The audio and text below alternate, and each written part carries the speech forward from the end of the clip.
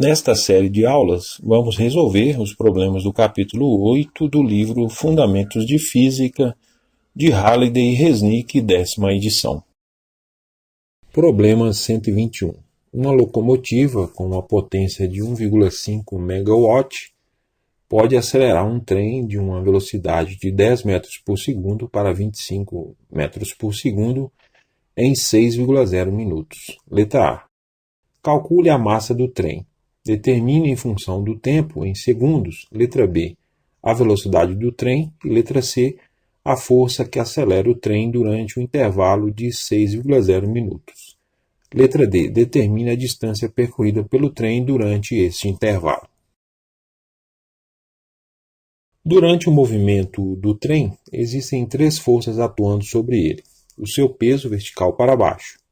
Como ele pressiona os trilhos, de acordo com a terceira lei de Newton, a lei da ação e reação, os trilhos reagem exercendo a força de reação normal vertical para cima. E a força exercida pela locomotiva na direção horizontal que vamos supor para a direita. Estamos desprezando os efeitos de forças de arrasto do ar. Como o trem não se movimenta na direção vertical, a soma das forças nessa direção é nula de acordo com a primeira lei de Newton, ou seja, as forças peso e normal se anulam e a força resultante que atua sobre o trem é igual à força exercida pela locomotiva. A potência média de uma força é igual à razão entre o trabalho realizado por ela e o intervalo de tempo necessário para realizar esse trabalho. Pm é igual a W sobre ΔT. O intervalo de tempo, ΔT, é igual a T menos T0. Neste caso, vamos considerar o instante inicial T0 igual a 0. Então, o intervalo de tempo é ΔT igual a T.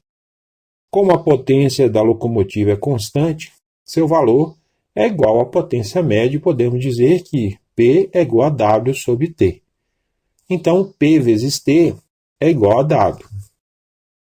O trabalho da força resultante que atua sobre o trem é igual à variação de sua energia cinética.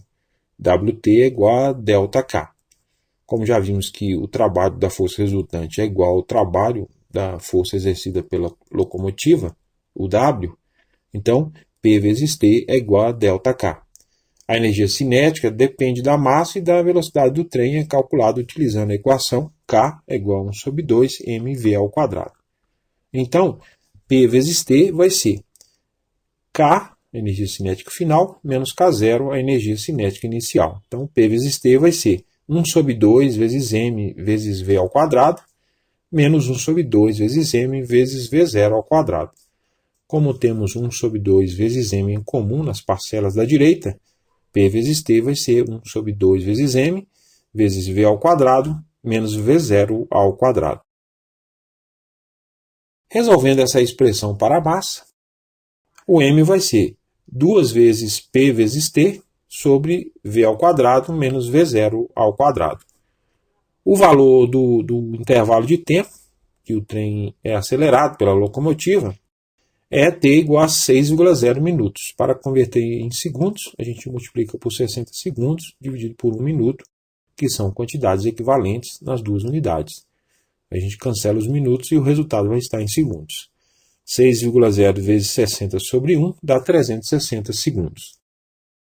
Substituindo este valor e os valores das demais medidas na equação anterior, fica m vai ser 2 vezes a potência, como o prefixo mega equivale à potência 10 elevado a 6, 1,5 megawatt é igual a 1,5 vezes 10 elevado a 6 watts, vezes o intervalo de tempo, 360, dividido por 25 ao quadrado, que é o v ao quadrado, menos 10 ao quadrado, o v0 ao quadrado. Efetuando esses cálculos aí, dá 2,05 vezes 10 elevado a 6 kg. Escrevendo o resultado com 2 algarismos significativos, que é a precisão das medidas originais, ele se torna.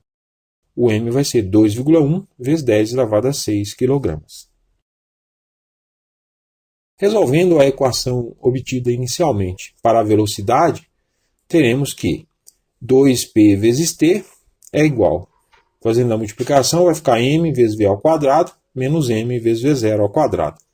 Passando menos m vezes v0 ao quadrado para a esquerda, 2p vezes t mais m vezes v0 ao quadrado é igual a m vezes v ao quadrado. O m multiplica v ao quadrado, passa para o outro lado dividindo. Então, 2 vezes p vezes t mais m vezes v0 ao quadrado sobre m é igual a v ao quadrado. Extraindo a raiz quadrada dos dois lados, o v vai ser a raiz quadrada de 2 vezes p vezes t mais m vezes v0 ao quadrado sobre m. Substituindo pelos valores das medidas informadas e escrevendo a velocidade em função de t, fica o v vai ser a raiz quadrada de 2 vezes 1,5 vezes 10 elevado a 6, que é a potência, vezes t, mais 2,05 vezes 10 elevado a 6, que é a massa, vezes 10 ao quadrado, que é o v0 ao quadrado, dividido por 2,05 vezes 10 elevado a 6, que é o valor de m. Como temos 10 elevado a 6 em todas as parcelas, a gente pode simplificar. E se a gente fizer 2 vezes 1,5 dividido por 2,05, dá 1,46 vezes t. E no segundo termo vai cancelar o 2,05 vezes 10 elevado a 6 com 2,05 vezes 10 elevado a 6, sobrando apenas 10 ao quadrado, que é 100. Então, mais 100. Escrevendo o coeficiente de t com dois algarismos significativos, temos que o v de t vai ser raiz quadrada de 1,5 vezes t mais 100. A potência instantânea da força exercida pela locomotiva sobre o trem também pode ser obtida calculando o produto escalar entre os vetores força e velocidade.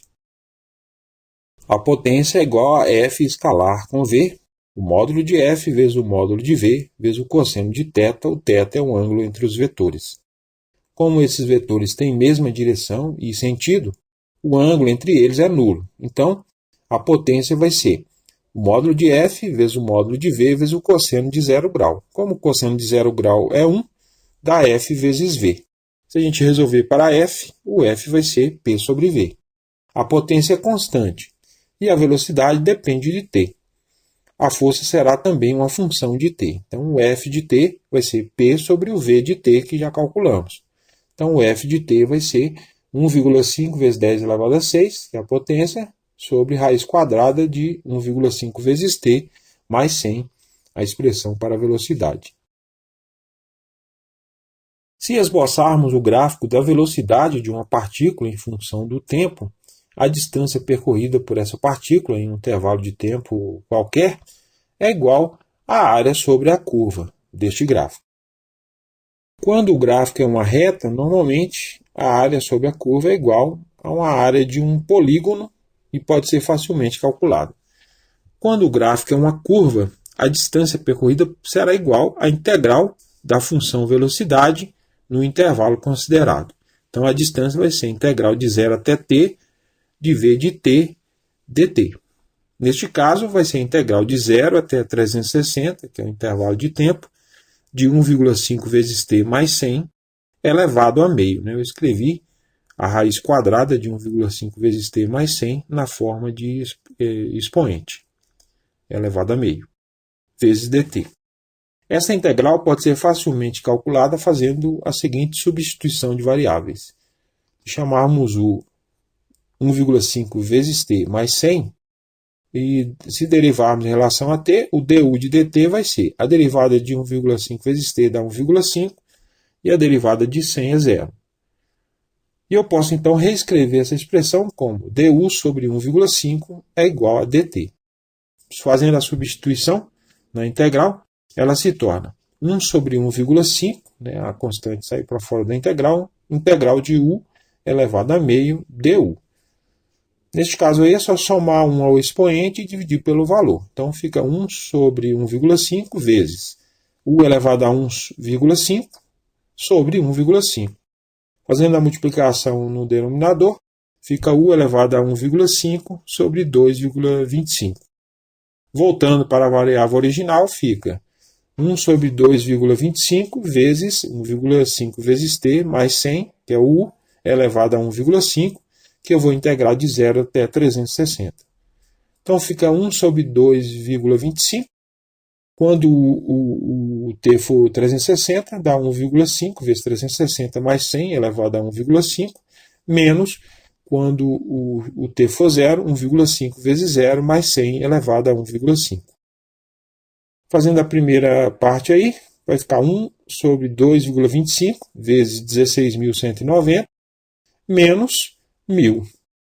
Fazendo a multiplicação aí, dá 6.751 metros. Escrevendo o resultado com dois algarismos significativos, ele se torna: o D vai ser 6,7 vezes 10 elevado a 3 metros.